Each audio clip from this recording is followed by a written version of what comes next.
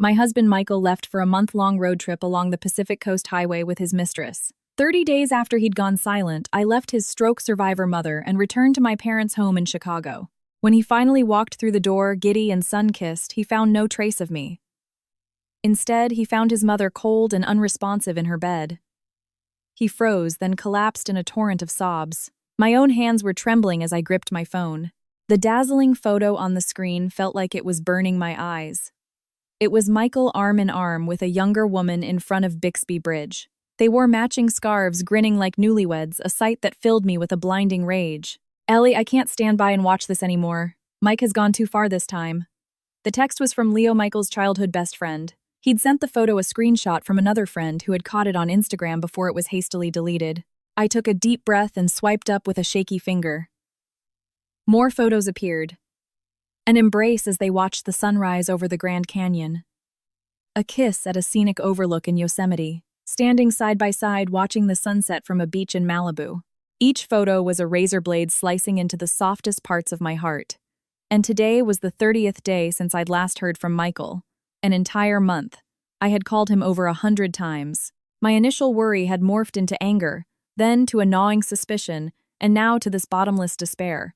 His only communication had been a single text message 10 days ago. "Bad signal out here, don't worry." My husband, on a romantic getaway with his mistress, had the audacity to tell me not to worry. I turned my head to look towards the master bedroom, where my mother-in-law Helen lay. 3 years ago, a massive stroke had left her paralyzed on one side, and I had been her sole caregiver ever since. She was sleeping now, her breathing a low, steady rumble. For the past 3 years, I had given up my beloved career as a teacher and spun like a top every single day. I fed her, bathed her, massaged her limbs, and handled her incontinence. And what was Michael doing during that time? He was busy, he said. Whining and dining clients for a promotion. Traveling for work. Now I knew the truth. He was busy playing house with another woman. My phone buzzed again. A new text from Leo. "Ellie, I think he's starting the drive back tomorrow. It'll probably take him 3 or 4 days to get home. You should prepare yourself." Prepare myself? I let out a cold, humorless laugh and walked into the bathroom. I stared at my reflection in the mirror. At 30, the fine lines around my eyes were already impossible to hide. My skin, from years of sleepless nights caring for a patient, was dull and sallow. I was wearing a faded pair of pajamas I'd owned for 3 years. I remembered our wedding vows. Michael cupping my face in his hands, his voice thick with emotion. "Ellie, I'll spend my whole life making you happy." A montage of my sacrifices for this family flashed before my eyes. The tears finally came a hot, silent torrent. But they lasted only 3 seconds. I wiped them away fiercely. He's not worth it. I walked out of the bathroom and began to pack. My movements were sharp and efficient, as if I were carrying out a long overdue mission. My wedding jewelry, my ID, and important documents. A few changes of clothes, my laptop, and the bank book for a secret account I'd been siphoning money into for 3 years, skimming from the household budget. "Ellie." Helen's weak voice called from the bedroom. I paused, then walked back to her room. "Yes, Helen, what is it?" My voice was so calm it startled even me. "Thirsty." Her eyes were hazy, her speech slurred. I poured her a glass of lukewarm water and helped her sit up, holding the glass to her lips as she took slow, careful sips. A little water trickled down her chin, and I wiped it away gently with a towel, just as I always did. "Any word from Michael?" she asked. A needle of pain pierced my heart. For the past month, every time she asked, I had made excuses. "He's on a business trip. The signal is bad. He's swamped with work." Like a fool, I had protected her son's image, preserving the illusion of a family that was already shattered. "He'll be home soon," I said, my voice devoid of emotion. "He's almost here." After she finished the water, I placed the cup on the nightstand and adjusted her position to make her more comfortable. And then I did something I hadn't done in 3 years. I gathered every spare key in the house. I sorted all of Helen's medications, placing them in plain sight on the nightstand. On each pill bottle, I taped a detailed set of instructions for dosage and timing. I filled the refrigerator with easy-to-heat pre-cooked meals. I wrote out instructions for using the microwave in large, bold letters and taped them to the fridge door. Next to it, I left a thick envelope of cash and a list of on-call home care nursing agencies. It was enough money to cover a private nurse for at least 2 weeks. With everything in place, I dragged my suitcase to the front door. I took one last look at the home where I had spent 7 years of my youth. Our wedding photo still hung on the living room wall. In it, I was smiling brightly, and Michael had his arm wrapped around my waist, his eyes full of affection. It was all a lie. I took out my phone and sent one last message to Michael. Hope you had fun. No need to rush back. Everything at home is fine. Then I blocked his number, his social media, everything. As I walked out of the condo building, the doorman, a kind man named George, looked at me with surprise. Miss Ellie. Going somewhere far? Yes, I replied, with a smile. Going to stay with my family for a while. The sunlight hit my face and I felt as if I were being born again. What about Mr. Michael and his mother? They'll be just fine, I said, cutting him off as I waved down a taxi. Penn Station, please. As the car pulled away, I leaned back and closed my eyes. You always like to disappear on me, Michael. This time, I'll be the one to vanish. I wonder what your face will look like when you come home reeking of the road and your mistress's perfume to find not your wife but only your paralyzed mother lying in bed. A strange sense of anticipation began to bubble inside me. The taxi merged into traffic, carrying me away from the prison that had held me for 7 years. The cityscape blurred past the window like my history with Michael, something not worth looking back on. My phone rang. It was my mother. Honey, are you on your way? Your father has your old room all cleaned up and I made your favorite pot roast. The tears came again, but this time they were warm. Mom, I'm in the car now. I'll be there soon. After hanging up, I looked out at the clear blue sky. 30 days, Michael. You enjoyed 30 days of freedom. Now, every day for the rest of my life will be for me. The Amtrak train sped away from the city. At over 100 miles per hour, the landscape outside the window slowly shifted from towering skyscrapers to vast fields and farmland. Leaning against the glass, I finally allowed myself to truly weep. Not for Michael, but for myself. For the naive woman who had devoted 7 years of her life, only to have it returned with betrayal. The woman in the seat next to me offered me a tissue. Are you all right, dear? Something terrible happened? No, I said, taking the tissue and wiping my eyes. Something wonderful. And it was true. Cutting out the poison, escaping a toxic relationship, what could be more wonderful than that?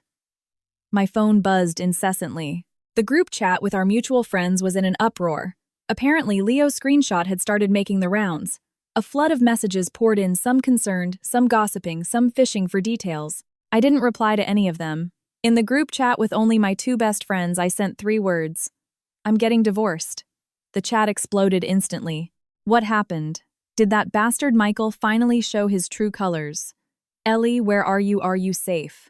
A warmth spread through my chest as I read their frantic messages. For 3 years, I had cut myself off from almost all social life, dedicating myself to Helen and Michael. I had almost forgotten that I had friends who genuinely cared about me. On an Amtrak, going to my parents. I'll tell you everything when we meet. I typed the message, then closed the app. I opened my mobile banking app to check the balance of that secret account. $22, 786.3. This was the money I had scraped together dollar by dollar over 3 years. Skimping on groceries, only buying necessities when they were on sale. I hadn't bought a new piece of clothing for myself in 2 years. My skincare routine consisted of the cheapest drugstore basics. Michael gave me $3,000 a month for household expenses. I always managed to save between $500 and $1,000 of it.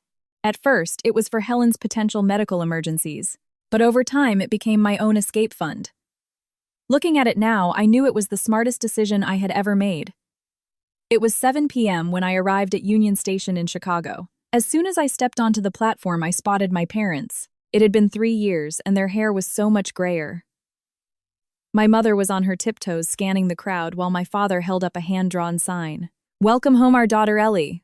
The words were written in a careful, almost childlike script. The tears welled up again. Dad, Mom, I ran towards them, dragging my suitcase behind me. My mom wrapped me in a fierce hug and my dad took my bag.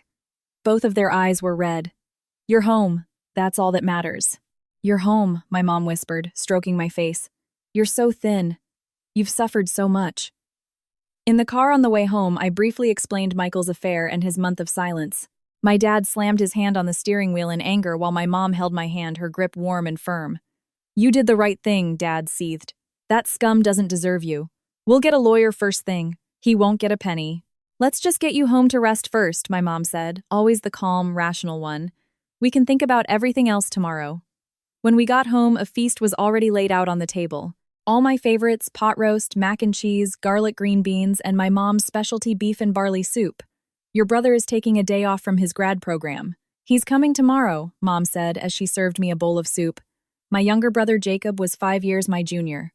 The thought of seeing him warmed my heart again. After dinner, my mom helped me settle into my old room. It was exactly as I had left it before I got married. My parents had preserved it like a time capsule. Is this all you brought? Mom frowned, looking at my single suitcase. It's all I need, I said, and I meant it. Everything in that New York condo was tainted with the stench of betrayal. Looking at it would only bring me pain. After a shower, I crawled into my old bed, and for the first time in a long time, I felt safe. It was the first night in 7 years I was spending in my real home. My phone rang again. An unknown number. I hesitated, then answered. Ellie, where the hell are you? It was Michael, his voice thick with fury. Why is my mother here all alone? Do you have any idea? I just drove for 3 days straight to get here. I walk in, and she's been starving for a whole day. A cold smile touched my lips. You got back sooner than I expected. Mr. Davis, I said, my voice unnervingly calm. You were off having the time of your life with your mistress in California for a month, and only now you're worried about your mother. The other end of the line went silent for a moment. How did you know? He stammered. How I know isn't important, I said, sitting up and leaning against the headboard. What's important is that for the last 3 years, I took care of your mother, like she was my own. Besides throwing a few dollars at the problem each month, what did you do? Now that I've decided to live my own life. Is there a problem? Ellie, are you insane? My mother is paralyzed. You can't just abandon her like that. This is attempted murder. His voice rose to a shout. I laughed. A genuine out-loud laugh. Mr. Davis, legally, I have no obligation to support your mother. Morally, I've done more than enough. In fact, which one of us is more reprehensible? The son who abandons his paralyzed mother to go on a month-long trip with his mistress, or me? You're impossible to talk to. Get back here now, he roared. Go back, I said coldly. Go back to see the cute pictures of you and your lover. To find the disgusting text messages on your phone. To see the expensive necklace. You bought her something far more expensive than my wedding ring. Silence on his end. It seemed Leo's information was quite accurate. Michael, I said, enunciating each syllable. We're done. I'll have my lawyer send over the divorce papers.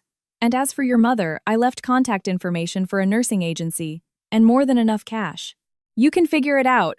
Wait, Ellie, just listen to me. Let me explain, his tone suddenly softened. It was a mistake with that girl. You're the one I love. She kept begging me to go on this trip I didn't even want to go. Didn't want to go. But you stayed for a month. Didn't want to go. But you were smiling so happily in every photo. Didn't want to go. So you ignored calls from your wife and your own mother. I cut him off. Michael, don't take me for an idiot. Then what about my mother? She's not doing well, he started shouting again. She's your mother, I said flatly. Don't try to dump your responsibility on me. I hung up and blocked his number. A few minutes later, my mother's phone rang. Her face hardened as she listened. Michael, my mother's voice was like ice. For 7 years, my daughter worked like a dog for your family. And this is how you repay her. Let me make this clear. From now on, Ellie has nothing to do with you. If you bother her again, I will call the police. After hanging up, my mom came into my room and sat on the edge of my bed, taking my hand. Don't you worry. Mom and Dad are here. I nodded, leaning my head on her shoulder.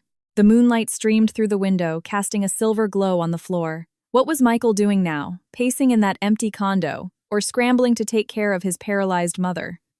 The thought brought a strange, satisfying thrill. But it wasn't enough. Not nearly enough. 7 years of my youth, 3 years of grueling labor, all dismissed with a single, unapologetic phone call. Michael, this is only the beginning. For every tear you made me cry, I will make you pay 1,000 times over. The situation on Michael's end was even more dramatic than I'd imagined. The next morning, my phone was blowing up. Screenshots, voice messages, even short video clips from our mutual friends. It turned out that when Michael couldn't find me, he had a complete meltdown on our building's resident Facebook group. This is Michael Davis from Condo 8B. My wife, Ellie Davis, has irresponsibly run away from home, abandoning my paralyzed mother. Her actions are malicious and cruel. If anyone knows of her whereabouts, please contact me immediately. He even attached a photo of Helen looking frail and gaunt in her bed. The Facebook group erupted. Some offered sympathy, some were suspicious, but most remained silent. After all, I had lived in that building for 7 years, and everyone knew how I cared for Helen. I was the one who took her out in her wheelchair every day for some sun. I was the one who did all the grocery shopping and cooking. I was the one who rushed her to the emergency room alone in the middle of the night. Michael, on the other hand, was a ghost, leaving early, coming home late, always looking busy. Soon a neighbor I recognized couldn't stay silent any longer. Her username was Sunny Days Ahead, a woman named Patricia, who lived on the floor below us. At Michael Davis, Mr. Davis, with all due respect, that's not fair. Everyone in this building knows Ellie was a model daughter-in-law. You've been gone for a month, and now you come back and blame your wife. That doesn't seem right. Michael shot back immediately. At Sunny Days Ahead, Patricia, this is a private family matter. But no matter how devoted she was, you don't just abandon a paralyzed old woman. That's a crime. The word crime prompted another neighbor to jump in. And what do you call a son who leaves his elderly mother in his wife's care to go gallivanting around for a month? The group chat descended into chaos. Some defended me, others urged for reconciliation. Then Leo dropped a bomb. He said nothing, simply posting 3 photos. The first was Michael and the young woman Chloe, posing affectionately in front of Bixby Bridge. The second, the two of them embracing while watching a sunrise in Yosemite. The third was a screenshot of Michael's own Instagram post from 15 days prior. The caption was nauseatingly poetic. With you, this life has no regrets. Below it were dozens of likes and congratulatory comments from our mutual friends. The mood in the group shifted instantly. Wow. A road trip through California and the Southwest. Who's the girl? That's definitely not Ellie. Unbelievable, Michael. You're out having fun with your mistress while your wife is at home taking care of your mom. No wonder she left. Who could put up with that? Michael, in a panic, started frantically deleting his posts, but it was too late. The screenshots had already spread through our buildings group and even to the groups for the adjacent buildings. Leo sent me a private message. Ellie, I'm sorry. I just couldn't take it anymore. Thank you, I replied, and I meant it. Pictures like that were more effective than 1,000 words I could ever say. Just then, my brother Jacob arrived. He walked in the door and immediately pulled me into a tight hug. Ellie, you went through so much. His eyes were red. I never liked that guy. Always acted like he was king of the world. My parents nodded in agreement. Apparently, they had noticed Michael's coldness and my exhaustion during their visits over the past 3 years. But every time they asked, I had insisted everything was fine. I was such an idiot, I said with a bitter smile. You weren't an idiot, you were too kind, my mom said, stroking my hair. And being kind is not a crime. The ones who exploit your kindness are the criminals. After lunch, we held a family meeting. My dad had invited his old friend David Chen, a veteran divorce attorney. After hearing my story and reviewing the evidence Leo had provided, Mr. Chen adjusted his glasses. The situation is very much in our favor, he said. Michael engaged in an extramarital affair during the marriage, and we have clear evidence in the form of photos and social media records. Furthermore, he neglected his familial responsibilities for an extended period, shifting the entire burden of his mother's care onto you. These are all significant factors in a divorce proceeding. What about the assets? My dad asked, getting to the point. Marital assets are typically split 50/50, but given that Michael is the at-fault party, we can argue for a larger share for you. Mr. Chen turned to me. Ellie, is there anything specific you want? I thought for a moment. I want the condo. We had bought it after we got married. Although his parents provided the down payment, we had paid the mortgage jointly ever since. More importantly, it held 7 years of my life. Even though those memories were now painful, I wanted it back. Not to live in, but to sell. Every dollar would be compensation for my lost youth. Also, I added the household money he gave me for the past 3 years was almost entirely spent on his mother's medical and living expenses. I have detailed records. But the money he spent on his mistress was a misappropriation of marital funds. I want that back too. Mr. Chen's eyes lit up. Do you have proof? Yes. I opened a password-protected folder in my cloud storage and showed him. For the past 3 years, I had recorded every expense over $30. Helen's medication, nutritional supplements, caregiver fees. The money Michael gave me was never enough, and I had even dipped into my old savings to cover the costs. I had started the ledgers to prove to Michael that we were short on cash, but it became a habit. I never imagined it would become such a powerful weapon. Mr. Chen scrolled through the spreadsheets. This is incredibly detailed. It's more than enough. As for the money he spent on his mistress, we'll need more direct evidence. I have it. I said. My family looked at me in surprise.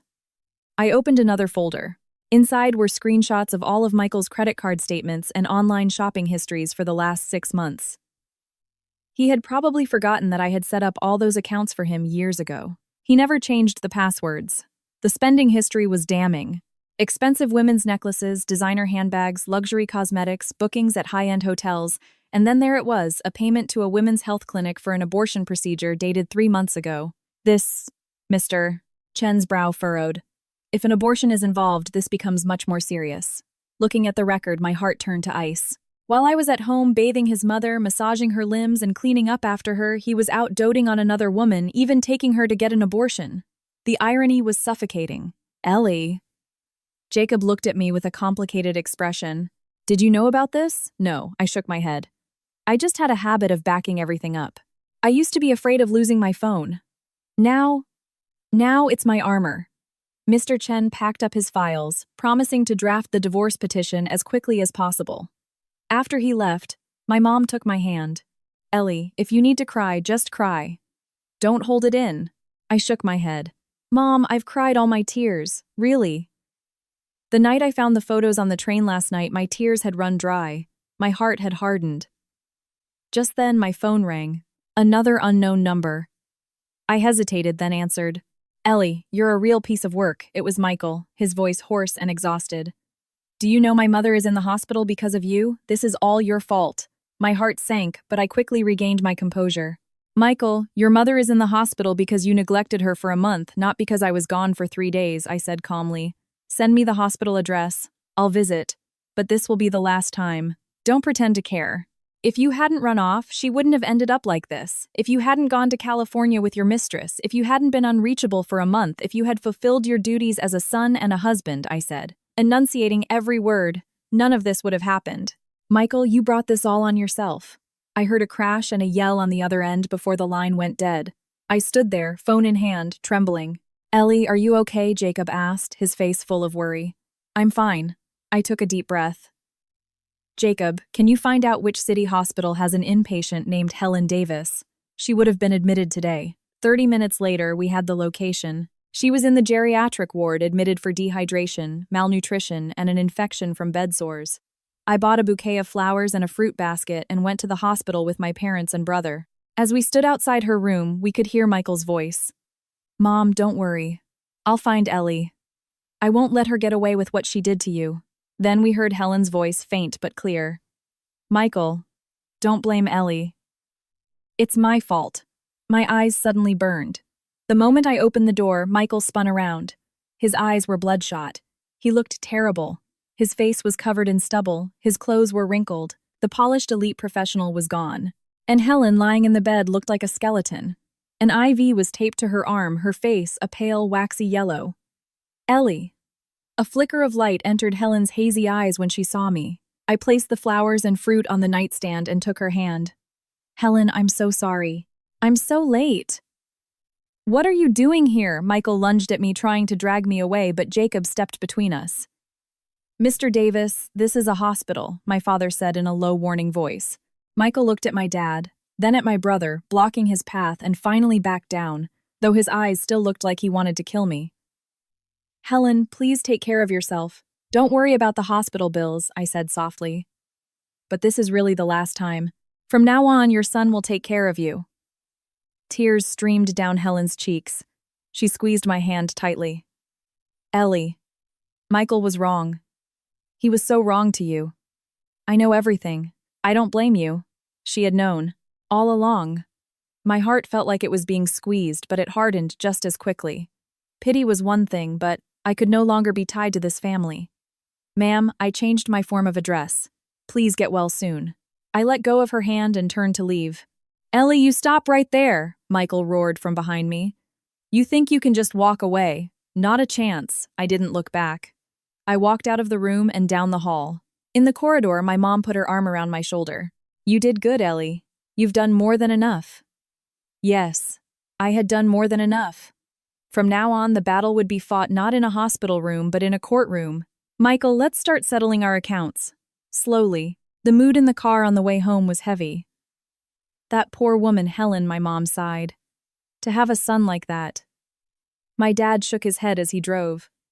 I met Michael a few times when he was younger. He seemed like such a polite kid. I don't know how he turned out like this. People change, I said, leaning my head against the window, watching the world rush by. Michael hadn't always been like this. When we were dating, he once drove across town just to buy me my favorite cake. For my first birthday after we got married, he threw me a surprise party. Even when Helen first had her stroke, he had teared up and said, "Ellie, I don't know what I'd do without you." When did it change? It was probably after his promotion.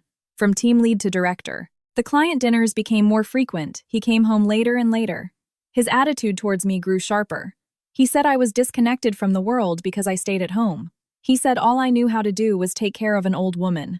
He said he was embarrassed to be seen with me because I always looked so tired. I thought it was my fault.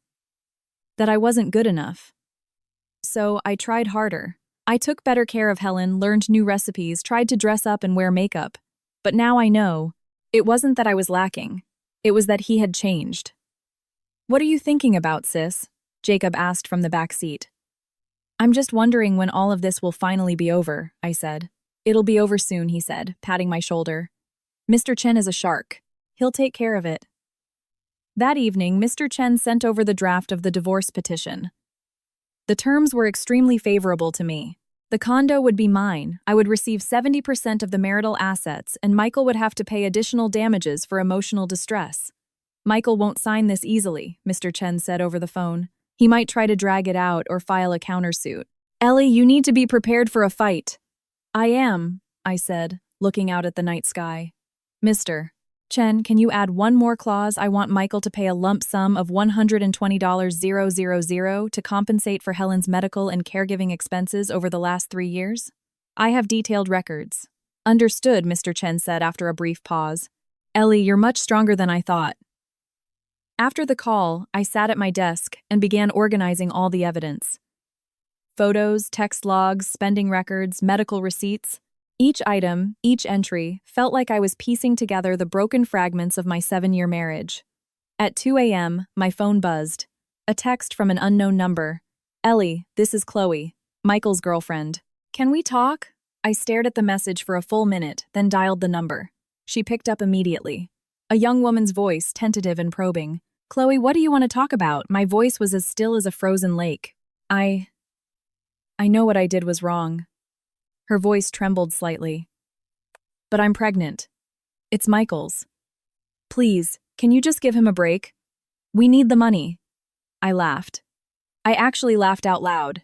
"Chloe, first of all, it's not me who won't give him a break. It's the law that doesn't forgive an adulterous spouse. Second, your pregnancy is a matter between you and Michael. It has nothing to do with me. Third, if you need money, you should be asking the father of your child, not his ex-wife. But Michael said if you insist on taking the condo, he won't even have money to pay for my doctor's appointments." Her voice broke into a sob. "Ellie, we're both women. Please have some pity on me." "If I have pity on you," my voice turned to ice, "who's going to have pity on me? For the last 3 years, when I was cleaning up after a paralyzed old woman day in and day out, who had pity on me? When my husband disappeared for a month with his mistress, who had pity on me? Chloe, the moment you chose to become a mistress, you should have been prepared for this day." She was silent. Then suddenly her tone shifted. "Ellie, you should take the deal while you can. Michael told me he has dirt on you too." Oh, I raised an eyebrow. "What dirt is that?" He said that miscarriage you had 3 years ago wasn't an accident. He said you did it on purpose because you didn't want a baby to tie you down." Her voice grew sharp. "He said his mother can testify to it." The words hit me like a physical blow. For a moment I couldn't breathe. 3 years ago that summer I had been pregnant. But in the chaos of Helen's stroke and hospitalization, the exhaustion and extreme stress caused me to miscarry at 8 weeks. Michael was at the hospital with his mother. I went to the clinic alone, had the procedure alone. When he found out later, he was placid. "It's probably for the best," he'd said. "We can't afford a baby right now anyway." And now he was twisting that tragedy into this. "Chloe," my voice felt like it was coming from a great distance. "Tell Michael I'll see him in court. And tell him this too. If he wants a mud fight, I'm more than ready to get dirty." I hung up. My hand was shaking so badly I could barely hold the phone. Outside, the night was pitch black. I sat in the darkness and for the first time felt a chill that went bone deep. I never knew a human heart could be so vile. 7 years of marriage could turn in an instant into two people holding knives at each other's throats. I opened my laptop and started writing a long letter. Not to Michael, but to the me who had lost a child 3 years ago. To my dearest Ellie, I know how much it hurt. Your body ached and your heart ached even more. But remember, it wasn't your fault. You did your best. You did your best to care for your mother-in-law, to hold this family together, to be a good wife and a good daughter-in-law. By the time I finished writing, my face was soaked with tears. The next morning, Jacob knocked and came into my room. He was shocked when he saw my swollen eyes. Ellie, what's wrong? I shook my head and briefly told him what happened last night. Jacob was so furious he punched the wall. That bastard, Michael, I'm going to go have a talk with him. Don't. I stopped him. Violence won't solve anything. We'll do this by the book. But he's slandering you like that. Let him, I said, wiping my tears. A lie is a lie. It can't stand for long. I still have my medical records from 3 years ago. We can probably find the hospital's security footage. Does he think it's so easy to turn black into white? I said it with confidence, but my heart was still heavy. Not with fear, but with a profound sense of disgust. Just then, my mother's phone rang. Her expression turned strange as she listened. It's Michael's mother, she whispered, covering the receiver. She wants to see you. Alone. 30 minutes later, I met Helen at a coffee shop near the hospital. She was in a wheelchair, wearing a hospital gown with a cardigan over it. She looked even more frail than yesterday. Ellie, she said, handing me a worn manila envelope with a trembling hand. Take this. Puzzled, I opened it. Inside was a bank book, a few credit cards, and a handwritten document. I unfolded the document and froze. It was a notarized statement. The date was from 3 years ago, 2 months after my miscarriage. It clearly stated, I, Helen Davis, solemnly declare that my daughter-in-law, Ellie Davis's miscarriage 3 years ago was an accident. The direct cause was the extreme exhaustion she suffered due to my sudden stroke and hospitalization. My son, Michael Davis, and I feel a deep sense of guilt over this matter. Below the text were Helen's signature and seal, along with the signatures of 2 witnesses. Helen. What is this? I knew Michael was changing 3 years ago. Helen's eyes glistened with tears. He blamed you for not being able to protect the baby. I told him it wasn't your fault, that it was my fault for making you work so hard. I prepared this back then just in case. I had 2 of my friends from the condo board act as witnesses. I clutched the yellowed paper, my hands shaking. There's $150 0 inches that account. It's my life savings, my pension, Helen continued. The pin for the cards is my birthday. Ellie, please take this money. Think of it as a small compensation from me. Helen, I can't take this. You must, she said, grabbing my hand. Her hand was cold, but her grip was surprisingly strong. My dear, I am so sorry. For what Michael did for everything, I am so sorry. Use this money, hire the best lawyer, and divorce that boy cleanly. You are still so young. You have a long life ahead of you. I looked at her old wrinkled face, her sincere eyes, and the tears finally fell. Thank you, Helen, I sobbed. Don't call me that. I don't deserve it, she said, shaking her head. Ellie, there's something else I must tell you. I don't think that Chloe girl is the only one. I stiffened. Starting last year, I'd overhear him on the phone. The women's voices. It wasn't always the same one, Helen said, closing her eyes in pain. I tried to talk to him, but he wouldn't listen. He said I was old and senile. Ellie, you need to leave him. He's not worth it. I held the envelope, its weight feeling incredibly heavy. It wasn't just the money and the papers inside. It was the weight of my vindication of a long overdue understanding. Thank you for telling me all this, I said quietly. This evidence will be a great help to me. I'm glad it can help, Helen said, wiping a tear. Ellie, from now on, live a happy life. Find someone who truly cherishes you, have healthy children. Don't be like me, spending my whole life doting on one son only to end up. She couldn't finish the sentence, but I knew what she meant. As I left the coffee shop, I glanced back. Helen was still sitting by the window. Her frail figure looked especially lonely in the sunlight. My heart was a tangled mess. I hated Michael for his betrayal and his vicious lies. But looking at his mother, I found it hard to hate her. She was a victim, too. A woman with an unfilial son facing a lonely old age. Back in the car, I opened the envelope and examined its contents more closely. Besides the bank book cards and the notarized statement, there was a small USB drive. When I got home, I plugged it into my computer. There was one audio file on it dated 3 months ago. I clicked play. Michael's voice filled the room. Chloe, don't worry. My mom is being taken care of by Ellie, so there's no problem. As soon as I get back from California, I'm telling her I want a divorce. Then a woman's voice. What about the condo? You promised you'd give it to me. Of course. The condo is ours. Ellie's just a housewife. No income, no savings. What judge is going to give it to her? Besides, I've got some dirt on her, you know. The audio cut off abruptly. I leaned back in my chair and took a deep breath. So you had it all planned out, Michael. Luckily for me, I wasn't completely unprepared either. I picked up my phone and sent a text to Mr. Chen. Mr. Chen, I have new evidence. Also, please add another item to the lawsuit claims. I want Michael to pay for my labor as a full-time caregiver for his mother for the past 3 years calculated at the market rate for a private nurse. If we were going to settle accounts, we were going to be thorough. Mr. Chen moved quickly. The day after receiving the new evidence, he filed the lawsuit. At the same time, he scanned Helen's notarized statement and sent it to all of our mutual friends. He also anonymously posted Michael's infidelity evidence, the photos and spending records all neatly arranged in chronological order, to the building's Facebook group and to an online forum popular with employees in Michael's industry. It was a perfect chain of evidence. Public opinion flipped overnight. The same neighbors who had accused me of abandoning a paralyzed old woman were now flooding my inbox with apologies. Ellie, I am so sorry. I didn't know the whole story. Michael Davis is not a man, he's a monster. Making his wife work like a slave at home while he's out cheating. We support you. Take that bastard for everything he's got. I even got a call from the HR department at Michael's company. They were discreet, but the message was clear. They were conducting a review of their executives' professional ethics, and Michael might be placed on temporary leave. And finally, Michael broke.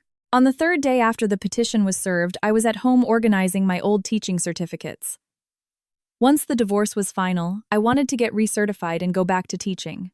Suddenly, the doorbell rang. My mom went to answer it, and I heard her sharp voice. What are you doing here? I walked to the entrance. Michael was standing outside. His eyes were bloodshot, his hair a mess. He was still wearing the same wrinkled clothes I'd seen him in at the hospital 3 days ago. Where's Ellie? I need to see her. He tried to push his way in, but Jacob blocked him. You're not welcome here. Jacob, who was over 6 feet tall, was an intimidating presence in the doorway. Move! This is between me and Ellie, Michael shouted. I stepped forward and looked at him calmly. What is it? When Michael saw me, his eyes filled with hatred. Ellie, you are a venomous bitch. You file a lawsuit. You spread that filth everywhere. Are you trying to kill me? Is any of that filth untrue? I countered.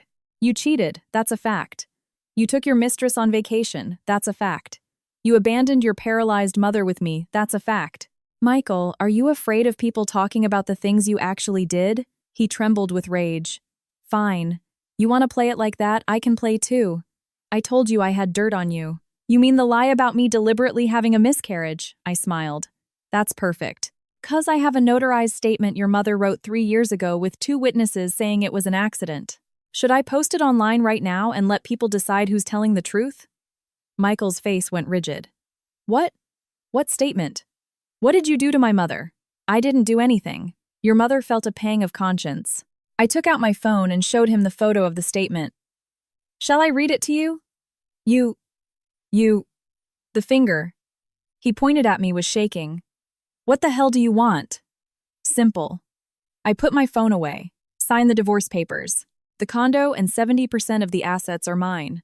You also pay the $120,000 compensation for medical expenses plus 3 years of caregiving fees. If you can't agree to that, I'll see you in court. In your dreams, he roared. My parents paid the down payment on that condo. You didn't contribute a dime. Why should it go to you? We paid the mortgage jointly after marriage and both our names are on the deed, I said coolly. Legally, it's marital property. The down payment can be treated as a loan from your parents, which can be deducted from your share. Michael, who clearly hadn't expected me to know the law, stared at me blankly for a few seconds before snarling. Then why do you get 70% of the assets? Because every single dollar you spent on your mistress was a malicious transfer of marital assets. I looked him straight in the eye. Michael, should I do the math for you? The necklace you bought Chloe was $3,800. The 12 hotel stays. That California trip must have cost at least $5,000. I have a claim to half of all of that. His face turned a mottled red and white. You investigated me. I didn't have to. It's all on your credit card statements, I said. Oh, and speaking of Chloe, she called me the other day. Said you couldn't give her the money you promised. Asked me to have pity on her. Michael looked like he had swallowed a fly. Do you know what I told her? I said with a smile. I told her that if she's pregnant with Michael Davis's child, she should be asking Michael Davis for money, not his ex-wife. You talked to her, Michael's voice cracked. She told me about the pregnancy herself, I shrugged. Oh, wait. Were you trying to hide it, Michael? You're really something else. On one hand, you have me taking care of your mother. On another, you're getting your mistress pregnant and then making her get an abortion. And on yet another, you're seeing other women. You're a master of time management. I said the words lightly, but each one was a knife twisting in his heart. He lunged at me, but Jacob shoved him back. Get out, Jacob growled. If you touch my sister again, I'll break your legs. Michael stumbled back against the wall, breathing heavily. His eyes, as he looked at me, were a mixture of rage, resentment, and a flicker of fear. What was he afraid of? Ellie, his voice suddenly dropped an eerie calm in it. You think you've won, don't you? I stared at him without a word. I told you it's not that simple. He straightened up, adjusting his collar. That statement from my mother, I'll just say you coerced her into writing it. Those spending records, business expenses, the photos, just a close friend, a bad camera angle. Fine, I laughed. Then what about the text messages with Chloe? Those explicit conversations, calling each other babe and honey. Was that also for business? His face changed again. Michael, stop struggling, I sighed. Let's end this amicably. Sign the papers and you can keep your job and start a new life. If this goes to court, all the evidence of your affair will be made public. At that point, forget about a promotion. You'll be lucky to keep your job at all. This was true. The multinational firm Michael worked for prized its executives' public image above all else. If a messy affair scandal broke, his career would be over. He knew it. Are you threatening me? He hissed. I'm just stating the facts, I said calmly. The choice is yours. Divorce with your dignity intact, or divorce in disgrace. You decide. He stared at me for a long time, his eyes burning with a look that could have eaten me alive. Finally, he took a deep breath. Fine. I'll sign. But I'm not giving you the condo. And the assets, 50%, max. Then I'll see you in court. I turned to close the door. Wait, he shouted. 60%. That's my final offer. I stopped and turned back. 70%. Not a penny less. Plus the $120,000 compensation. And the 3 years of caregiving fees. I looked up the market rate. It's about $5,000 a month. For 3 years, that's $180,000. So a total of $300,000. Are you crazy? He screamed. $300,000. Where am I supposed to get that kind of money? That's your problem, I said coldly. I'll give you 3 days. If I don't have a signed agreement and confirmation of the first payment in 3 days, we'll see each other in court. And by then, $300,000 won't be the only thing you lose. I slammed the door. I heard him kicking it and screaming in rage, but the noise soon faded. Jacob must have chased him off. I leaned against the door, my heart pounding. The composure I had just shown was all an act. This was the man I had shared a bed with for 7 years. How could I not be afraid of his rage, his threats? Ellie, are you okay? Jacob asked, his face etched with worry. I'm fine, I said, taking a deep breath. Just a little tired. My mom came and hugged me. Ellie, you were amazing just now. You can't show any weakness to a man like that. I know, I said, closing my eyes. Yes. I couldn't afford to be weak. Mercy to the enemy is cruelty to oneself. For the next 3 days, there was no word from Michael. I didn't push him. On the morning of the 4th day, I simply asked Mr. Chen to submit the additional evidence to the court. Helen's notarized statement, the text logs between Michael and Chloe, the records of his spending on his mistresses, and a detailed breakdown of the value of my caregiving labor over the past 3 years. Mr. Chen later told me the judge's expression while reading the file was something to behold. That afternoon, Michael called. I agree, he said, his voice weary. But I don't have $300 0 inches cash right now. Can I pay in installments? Fine, I said. You pay $150,000 upfront and the rest over the next 6 months. But the deed to the condo needs to be transferred immediately. Transferring the deed takes time. Then we sign a binding agreement first specifying the date. Michael, this is your last chance. There was a long silence on the other end. Finally, he said, "Fine. Let's meet tomorrow 9 a.m. outside City Hall." "Bring the agreement and the money," I reminded him. "I know." After hanging up, I let out a long sigh. It was finally ending. The next morning, I deliberately wore a new outfit, a tailored beige pantsuit. It made me look sharp and confident. I put on light makeup and tied my hair up in a high ponytail. The woman in the mirror looked like the self-assured Ellie of 7 years ago. "You look amazing, sis," Jacob said sincerely. "It's an important day," I smiled. "I need to look like I'm starting fresh." My parents insisted on coming with me. I didn't refuse. At a time like this, family support was everything. When we arrived at City Hall, Michael was already there. Standing beside him was a young woman, probably in her early 20s with a slight baby bump. It had to be Chloe. When she saw us, she instinctively hid behind Michael. "Brought the whole family, huh?" Michael sneered, looking from me to my parents and brother. "Looks like we both did," I said calmly. "Do you have the agreement?" He pulled a few documents from his briefcase. "Mr." Chen stepped forward, took them, and after a careful review nodded at me. "The money?" I asked. Michael reluctantly handed over a debit card. $150,000. "The PIN is—" "One moment." Mr. Chen interrupted. "We'll verify the balance right here." Michael's face tightened, but he walked with us to a nearby ATM and we confirmed the balance. It was exactly $150,000. "Sign," I said, handing him the agreement. He ground his teeth as he flipped through the pages, then scrawled his name on the final page. When it was my turn, the hand holding the pen trembled slightly. 7 years of marriage, countless days and nights were finally coming to an end with this signature. Ellie, my mom, gently patted my back. I took a deep breath and signed my name. The process inside was quick.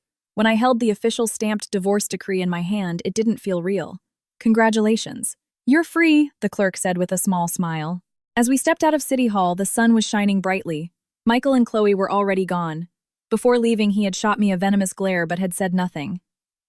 "Sis, let's go celebrate," Jacob said excitedly. "Okay," I smiled, nodding. "My treat."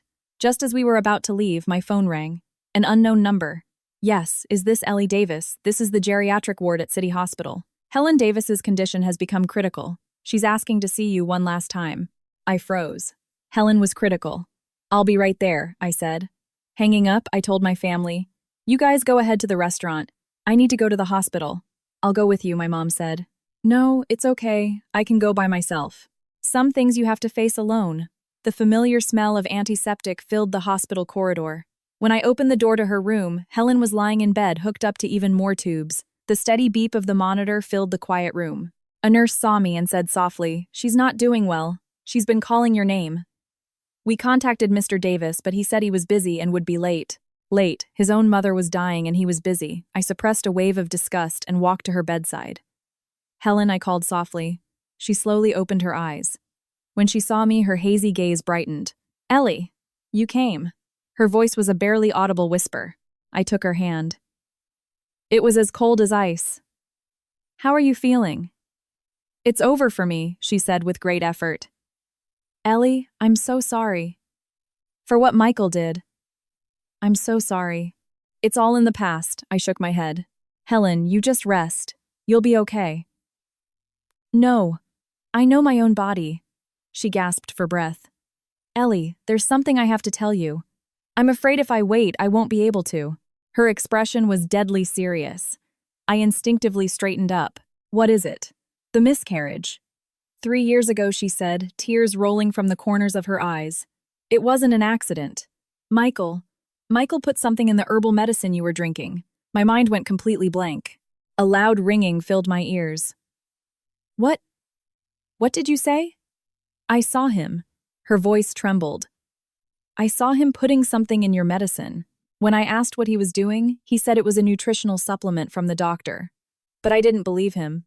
A few days later, you miscarried. And I knew." My hands began to shake uncontrollably. My entire body went cold. Why, why didn't you tell me sooner? I was scared, she began to sob. I was scared Michael would go to jail. He's my only son. Ellie, I am so sorry. I've regretted it every single day for 3 years. That's why I wrote the statement why I saved that money. I wanted to make it up to you. So that was it. The statement, the money, it wasn't because she knew about his affairs. It was because she knew a much darker secret. What was it? What did he put in it? I heard my own voice tremble. I don't know. But I saved the bottle. She laboriously lifted a hand and pointed to the bottom drawer of the nightstand. It's taped to the back of the drawer. I let go of her hand and with trembling fingers opened the drawer. I felt around and found a small pill bottle taped to the back panel. It was a plain white bottle with no label. There were still a few pills inside. I kept it all this time her voice was fading. I thought, if you ever decided to press charges, this could be your proof. Ellie, can you forgive me? I clutched the pill bottle. It felt like a hot coal in my palm. Forgive her. How could I forgive her? The woman who had hidden this truth for 3 years, watching me suffer and blame myself for losing my child. The woman who knew of her son's crime and said nothing. The woman who accepted my care for 3 years without ever speaking the truth. Helen, the name, felt thick in my throat. You should rest. I'll go get the doctor. Ellie, she grabbed my hand, her grip surprisingly tight. Promise me. Promise me you won't send Michael to jail. He's a monster, but he's still my son. I looked into her eyes, full of desperate pleading. In the end, I said nothing. I just gently pulled my hand away. I walked out of the room and leaned against the wall, my body racked with tremors. The pill bottle felt like a branding iron in my hand. Miss Davis, are you okay? A nurse asked with concern. I'm fine, I answered mechanically. Nurse, how is the patient in 609? Not good, the nurse shook her head. Multiple organ failure. The family should prepare themselves. Prepare myself! I laughed. A tearless, hollow laugh. What was I supposed to prepare for? To accept that my husband was the murderer of my child. To accept that the mother-in-law I had cared for was his accomplice. My phone buzzed. A text from Michael. How's my mom? I have some business at City Hall. I'll be a little late. City Hall. The place he had just divorced me. I suddenly remembered the slight swell of Chloe's belly. Of course, his business was getting a marriage license with her. The knuckles of the hand holding my phone turned white. Ellie. A familiar voice. I looked up and saw Leo standing at the end of the hall holding a fruit basket. Leo, I wiped my eyes. What are you doing here? I heard about Helen. Just came to see how she's doing. He walked over, his eyes landing on my swollen face. What's wrong? Did Michael bother you again? No, I said, slipping the pill bottle into my pocket. He won't have the chance anymore. Leo sensed something was wrong, but didn't press. Well, if you need anything, you have to tell me. Don't keep it all inside, he said. Thank you, Leo, I said sincerely. For everything you've done these past few months. Hey, what are friends for? He patted my shoulder. We all saw what Michael was doing. He's not worth it. Just then, Michael came rushing down the hall with Chloe trailing behind him. How's my mom? He asked Leo, not even glancing at me. She's in there. It doesn't look good, Leo said. Michael pushed the door open and ran inside. Chloe hesitated for a moment before following him. Leo looked at me. Aren't you going in? No. I shook my head. I should go. Ellie, Leo called out. He seemed to want to say something but held back. Look, I feel like I have to tell you. Michael and Chloe got married today. At City Hall. I know, I said flatly. You know, I figured. I glanced towards the hospital room. Leo, do you think people really get punished for the terrible things they do? Leo was quiet for a moment. I think so, he said. Heaven and earth see everything. Yes, I whispered. Heaven and earth see everything. I left the hospital and went straight to the police station. The detective who took my statement was a middle-aged man named Detective Miller. After hearing my story, his expression grew grim. Miss Davis, what you're alleging is extremely serious.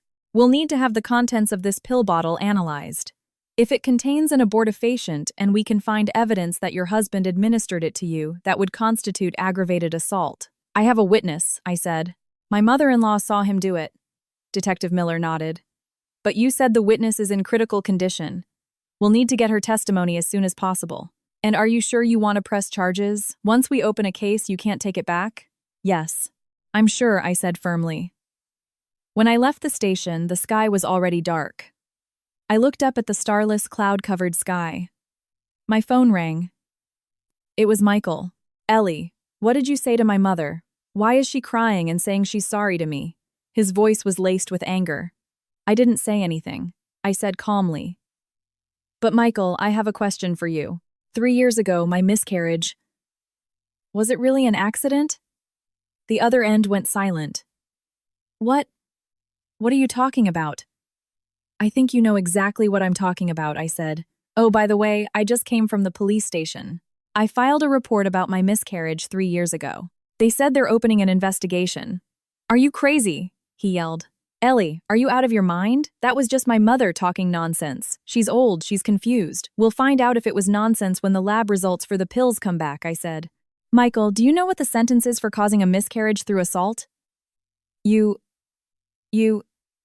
he sputtered, breathing heavily. Ellie, what do you want?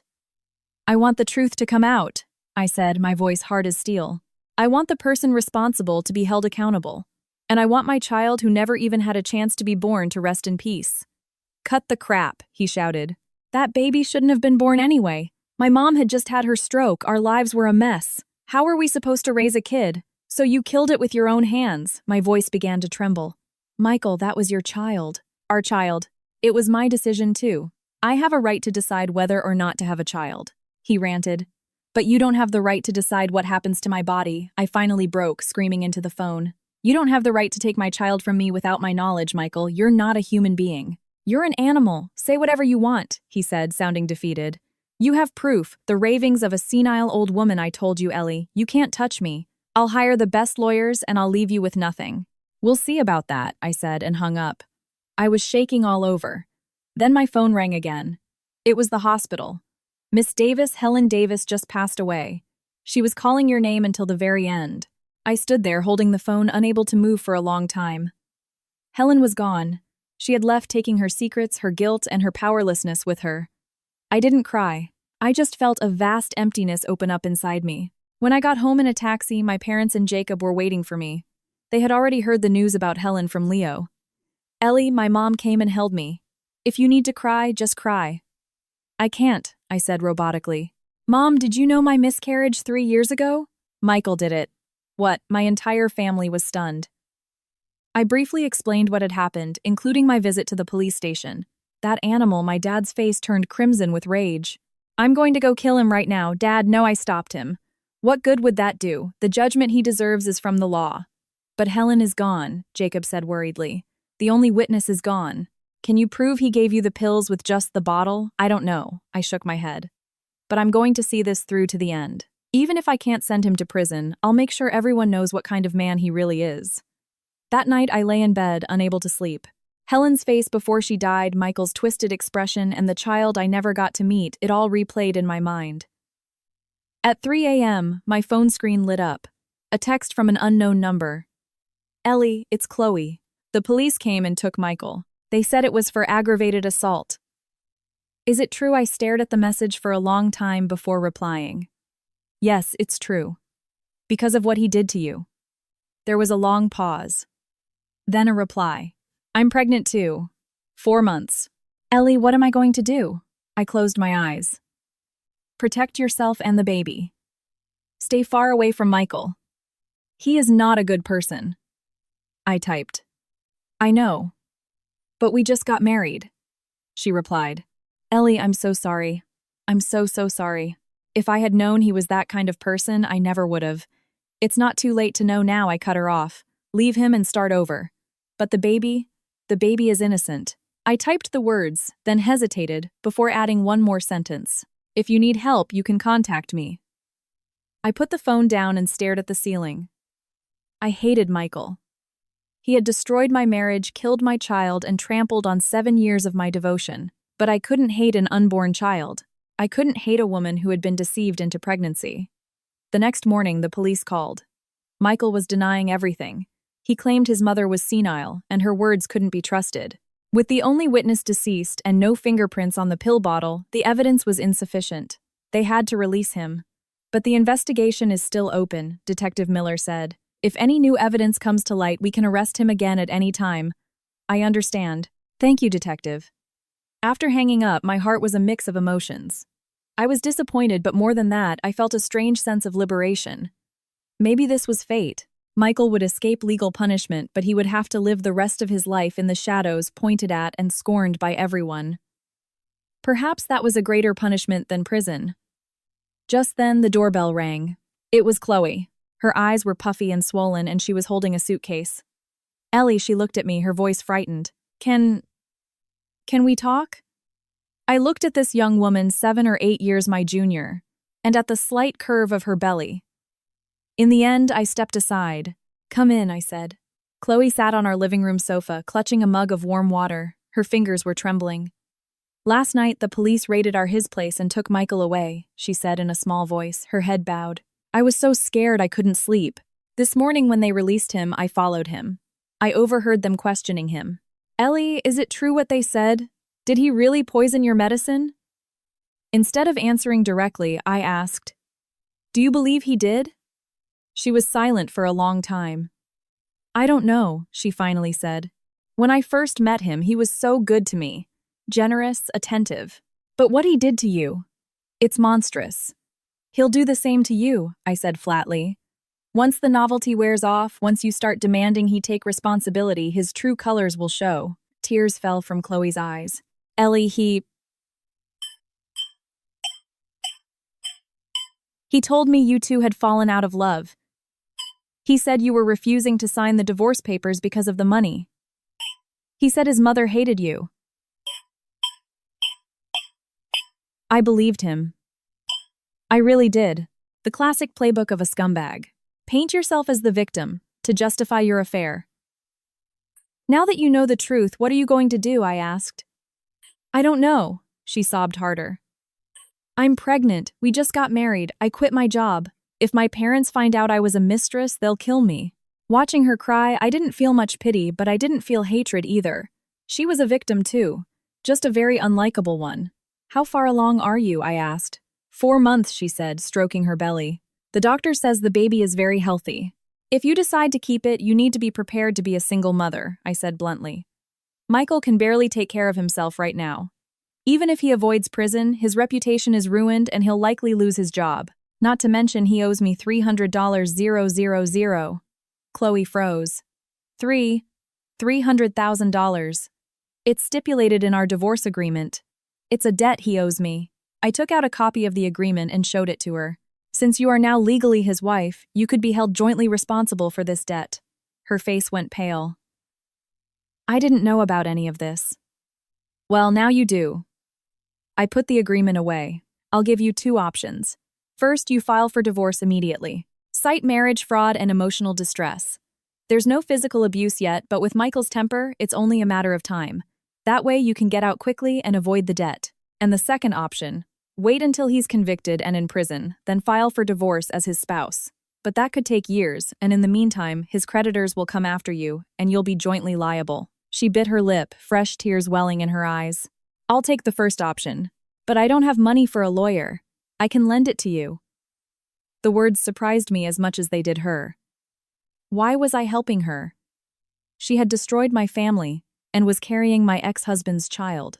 Why? But seeing her helplessness, I was suddenly reminded of myself 3 years ago. I had been that helpless, that alone, and no one had reached out to me. You don't have to pay me back, I added. Just consider it me earning some good karma for myself. Chloe looked up, her eyes wide with disbelief. Ellie, you don't hate me.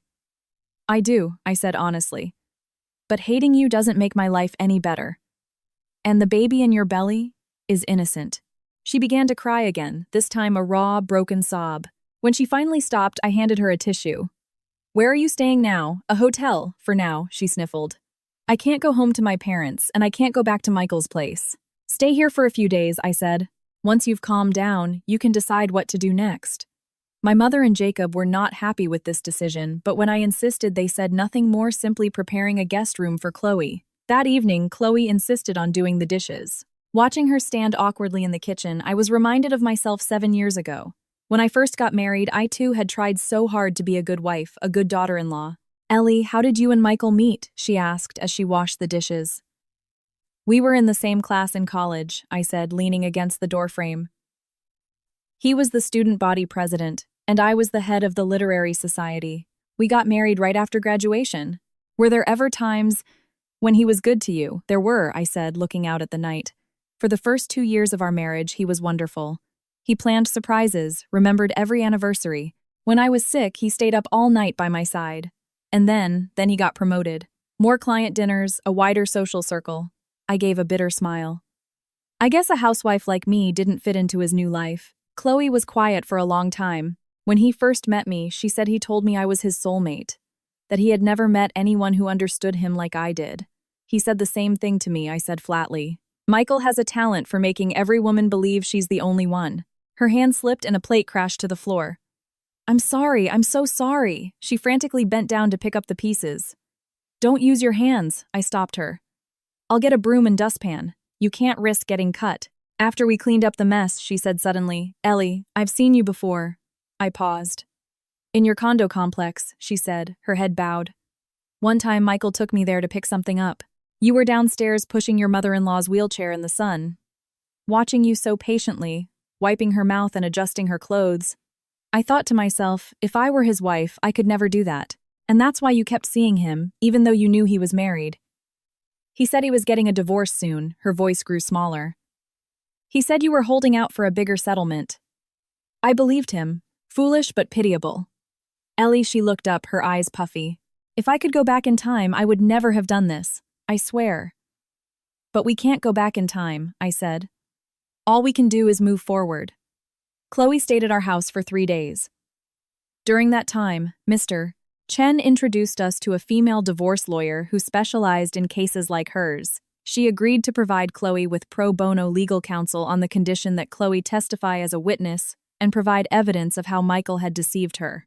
Won't this hurt your case? Chloe asked me. My testimony could affect your divorce settlement. My divorce is already final, I said, pointing to the decree on my desk. Now it's your turn. On the 4th day, Chloe moved into a temporary shelter arranged by her lawyer.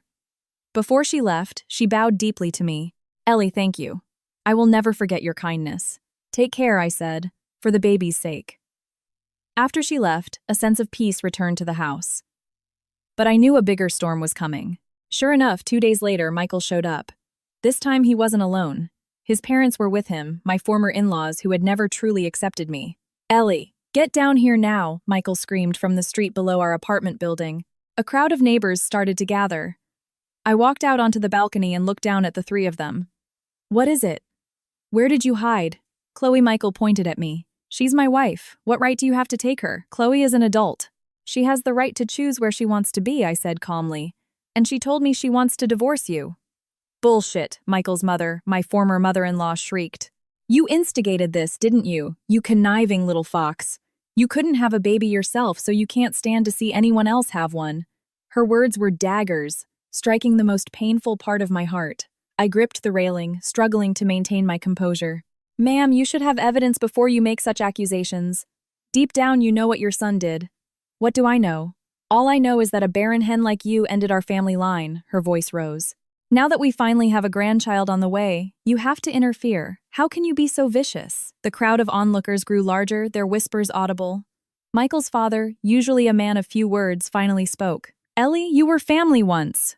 Can't we handle this without making a scene? Just convince Chloe to come back. We'll let bygones be bygones. Bygones. I laughed. What exactly are you willing to let be a bygone? The 3 years I cared for a paralyzed woman? The fact that I endured your son's infidelity? Or the fact that I was drugged and forced to miscarry his child? A collective gasp rose from the crowd. What drug to miscarry? Michael did that? Oh my God, that's horrible. The Davis family's faces froze.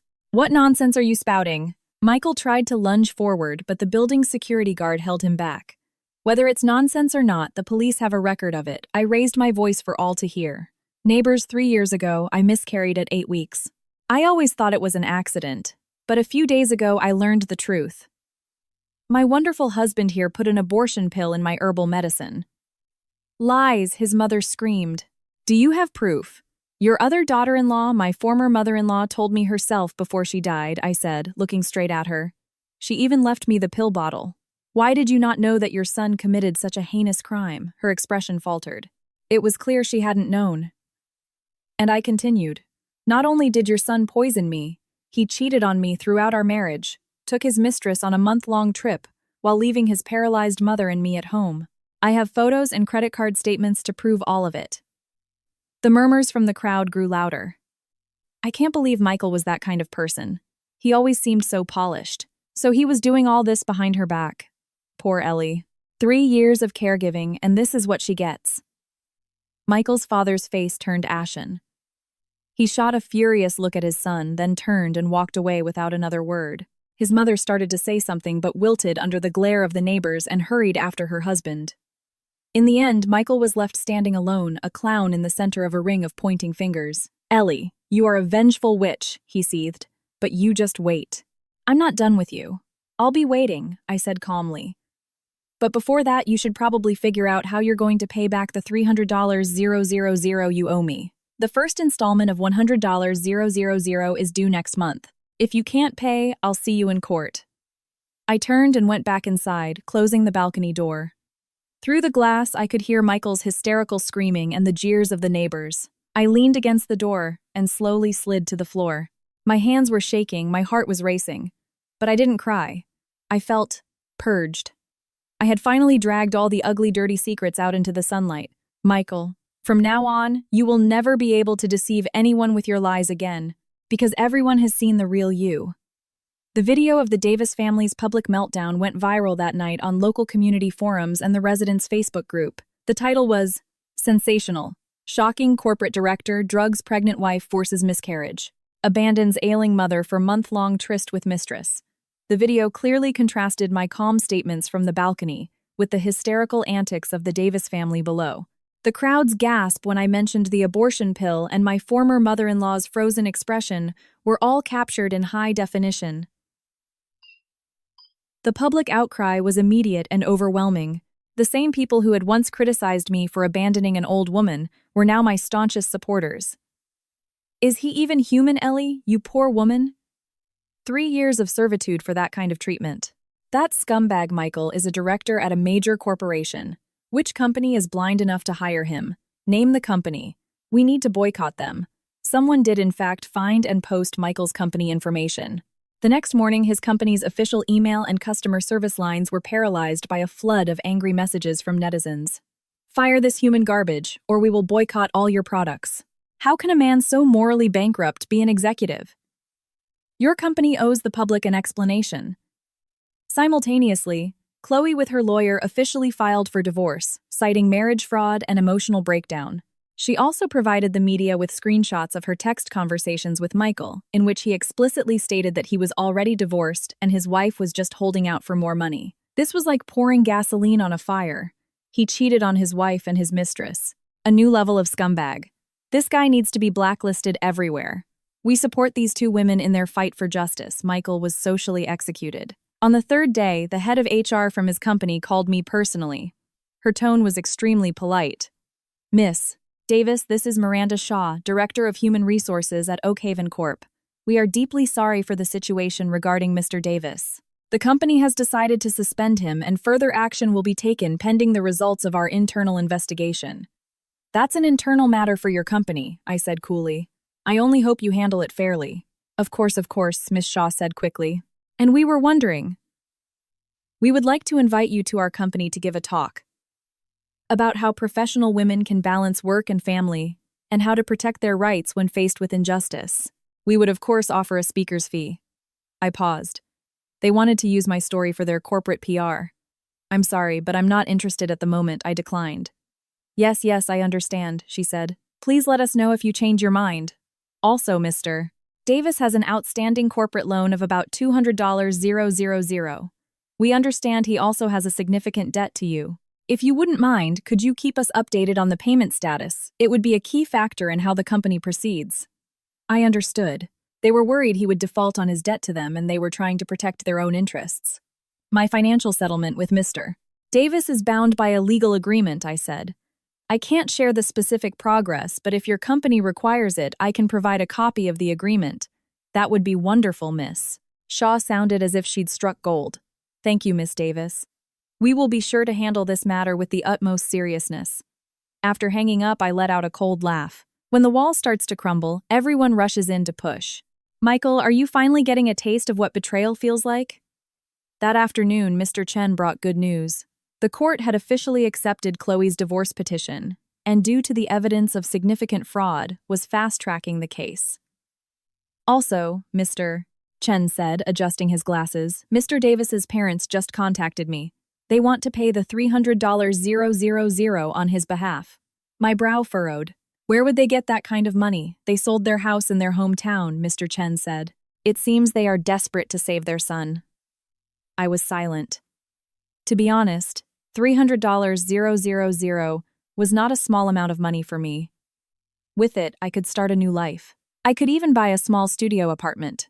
But to accept it, I would have to sign a non-prosecution agreement, dropping the criminal complaint about the abortion pill.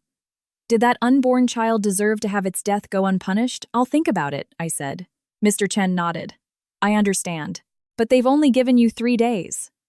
After he left, I sat alone in my room, staring blankly at the sycamore tree outside my window. My mom came in with a plate of sliced apples.